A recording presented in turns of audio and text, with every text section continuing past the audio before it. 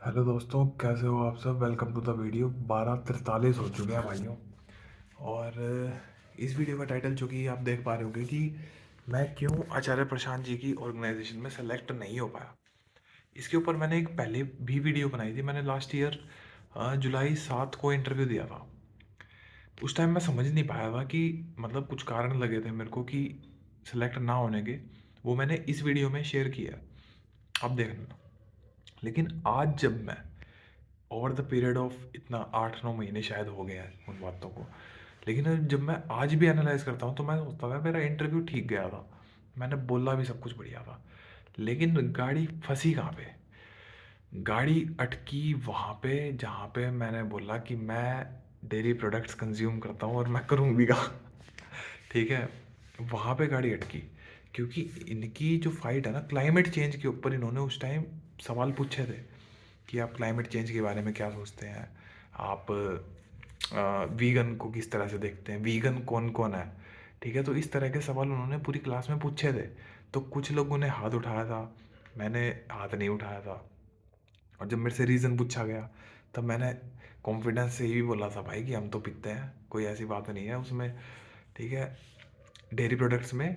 और मैं अभी एक और आर्टिकल पढ़ रहा था कि डेयरी इंडस्ट्री को डायरेक्ट आप स्लॉटर हाउस से जोड़ देते हो ना, वो ओवर सिंप्लीफिकेशन है।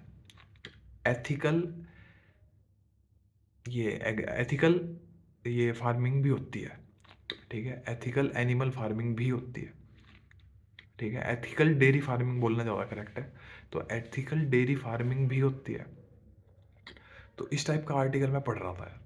ठीक है, तो वहाँ से मेरे को क्लैरिटी मिलती है कि यार एथिक्स से अगर आप चीज़ें कर पा रहे हो ना तो वो बहुत वेल एंड गुड है। ठीक है, लेकिन हाँ कुछ इंडस्ट्रीज़ हैं जहाँ पे एक्सप्लॉयटेशन बहुत ज़्यादा है, एनिमल के साथ बहुत ज़्यादा क्रूरता है। तो वो इसको ओवर सिंप्लीफाई करके ऐसे बोल देते हैं कि यार ये dairy industry is the base of that slaughter houses. ऐसा ये भी मेरे को अब जैसे मैं 2-3 आर्टिकल और पढ़ने लगा हूँ ना, तब मेरे को समझ में आता है यार सप्लाई डिमांड की बात है। लोग खाना चाहते हैं इसलिए डिमांड है। ठीक है, लोग खाना ही नहीं चाहेंगे तो वो डिमांड वहीं मर जाएगी।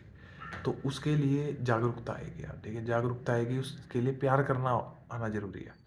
ठीक है, जिसको एनिमल से प्यार होगा तो वो खा पाएगा। ठीक है, वेजिटेरियन को खा पाएगा, ऐसे नहीं नॉन वेज को नहीं खा।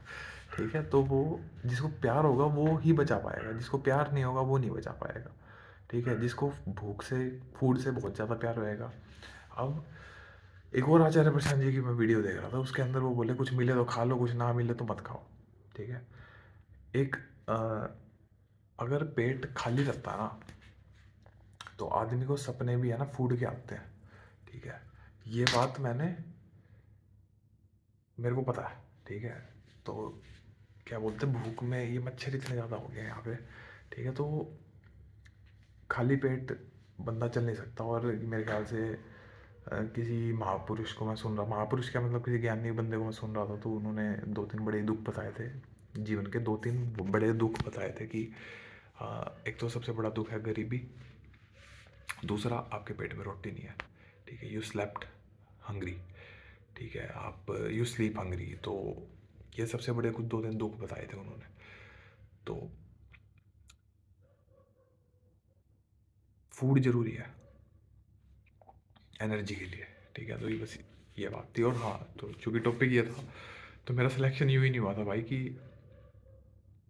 डेयरी प्रोडक्ट्स को मैं कहीं न कहीं आज भी मैं ठीक मानता हूँ अनटिल अनलेस कि उसको ओवर सिम्प्लीफाई करके या फिर उसको ओवर एग्जेजरेट करके स्लॉटर हाउसेस से जोड़ ना दिया जाए। तो लोगों के एक्सपीरियंस रहे होंगे भाई कि इस तरह से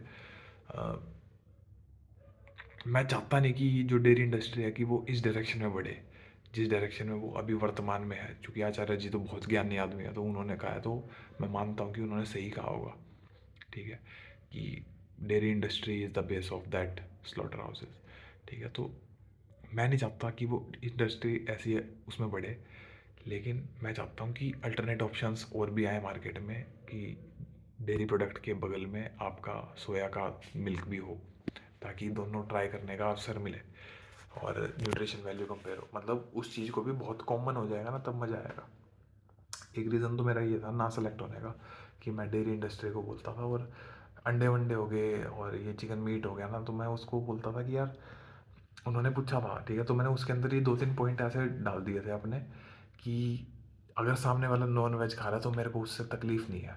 तो इस तरह की बातें मैंने बोल दी थी उस टाइम इंटरव्यू में, ठीक है, कि मेरे बगल में बैठ के अगर कोई नॉन वेज खाएगा तो मेरे को उससे तकलीफ़ नहीं है, मैं अपना खा सकता हूँ वेजिटेरियन, ठीक है, मैं खाता भी हूँ, ठीक है। तो क्लाइमेट एक्टिविस्ट्स के आगे, जो क्लाइमेट चेंज की बात करते हैं, उनके आगे अगर मैं ऐसी बात बोल दूंगा तो भाई वो रिजेक्शन ही होएगा, ठीक है। तो इन 2-3 पॉइंटों से मेरा रिजेक्शन मेरे ख्याल से हुआ था। और बाकी आप लोग भी बताना भाई, जो इंटरव्यू देने गए थे, अब तो 8-9 महीने हो गए, तो इन्होंने तो अपनी पेस भी बढ़ा दी है इंटरव्यू लेने की बहुत ज़्यादा, ठीक है। तो आपका एक्सपीरियंस कैसा रहा और आपने क्या फेस किया, क्या चैलेंजेस थे, तो आप शेयर करना। इस वीडियो में मैं इतना ही रखता हूँ भाइयों, और फिर मिलेंगे अगली वीडियो में। लाइक सब्सक्राइब जरूर करते जाओ, क्योंकि मैं अपने एक्सपीरियंस शेयर करता हूँ तो मेरे को बहुत अच्छा लगता है, और आप लोग जब जुड़ते हो तो मेरे को और भी ज़्यादा अच्छा लगता है। तो सब्सक्राइब कर दो, लाइक कर दो, मिलते हैं अगली वीडियो में। बाय।